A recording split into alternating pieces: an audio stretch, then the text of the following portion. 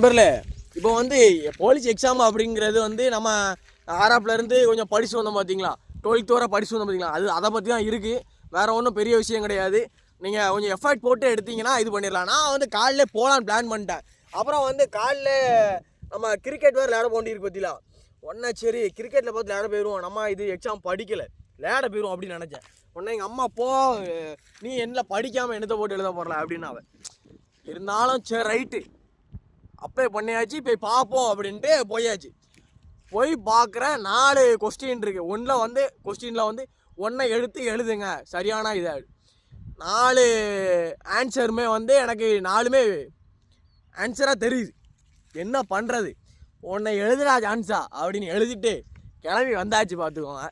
நம்ம சேனலில் எப்படி கமெண்டில் பண்ணிவிட்டு நம்ம சரியா லைக்கு ஷேரு கமெண்ட்டு பண்ணி விட்டுருங்க. நன்றிகள்.